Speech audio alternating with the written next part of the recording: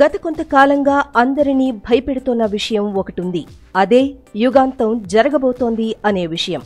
ఈ యుగాంతం గురించి కొంతకాలంగా శాస్త్రజ్ఞులు చెప్పుకొస్తున్నా అవి జరగకపోవడంతో అందరూ ఊపిరి పీల్చుకున్నారు.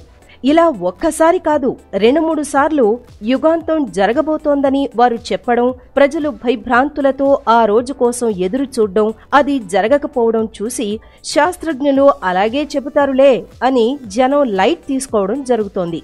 కానీ కొంతకాలంగా మళ్లీ త్వరలో యుగాంతం జరగబోతోందనే వార్తలొస్తున్నాయి. అయితే ఇప్పుడు ఆ యుగాంతం ఎలా జరగబోతోందనేది శాస్త్రజ్ఞులు చెప్పిన దాని ప్రకారం కాకుండా శివుడి గుడిలోని ఒక స్తంభం ఎప్పుడైతే కూలిపోతుందో అప్పుడే కలియుగం అంతమవుతుందని కొంతమంది పండితులు ఇంకా ఆధ్యాత్మికవేత్తలు చెప్తున్నారు. ఇంతకీ ఆ శివుడి గుడి ఎక్కడుంది, ఆ స్తంభం ఏది అనే విషయాలు తెలుసుకోవాలంటే మనం మహారాష్ట్రలోని అహ్మద్నగర్ జిల్లా హరిశ్చంద్ర కోటకు వెళ్లాల్సిందే. అది పురాతనమైన కోట. ఆ కోట మహారాష్ట్రలోని అహ్మద్నగర్ జిల్లాలో ఉంది. అదే హరిశ్చంద్ర కోట. ఆ కోటలో ఒక చిన్న గుహ ఉంది. ఆ గుహలోనే ఉన్న ఒక గుడిలో 5 అడుగుల శివలింగం కూడా ఉంది. ఆ శివలింగం పైనే ఒక పెద్ద బండరాయి, అది పడిపోకుండా కాపాడేందుకు 4 స్తంభాలు ఉన్నాయి. ఆ స్తంభాలే యుగాంతాలకు ప్రతీకలుగా నిలుస్తున్నాయని చెప్తున్నారు. ఆ గుడిలోని ఒక్కో కూలిపోయిన స్తంభం ఒక్కో యుగాంతానికి సాక్ష్యంగా నిలుస్తోందని కొంతమంది భక్తులు చెప్తున్నారు. కూలిపోయిన ఆ 3 స్తంభాలు 3 యుగాంతాలు జరిగినప్పుడు కూలిపోయినవేనని, ఇక మిగిలిన 4వ స్తంభం ఎప్పుడు కూలుతుందో అప్పుడే మరో యుగాంతం సంభవిస్తుందని అక్కడి పండితులు చెప్తున్నారు. ఈ శివాలయాన్ని కృతయుగంలోనే కట్టారని కొంతమంది చెబుతుంటే 4వ శతాబ్దంలో ఆ ప్రాంతాన్ని పరిపాలించిన కాలసూరి వంశస్థులు కట్టి ఉంటారని కొంతమంది చెప్తున్నారు.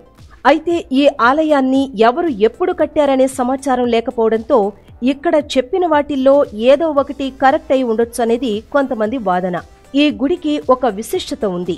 ఈ గుడిలో ఒక్క వర్షాకాలంలో తప్ప ఎప్పుడూ 5 అడుగుల మేర చల్లని నీరు నిలిచి ఉంటుందట. ఆ నీరు ఆ గుడి గోడల నుంచి వస్తుందట.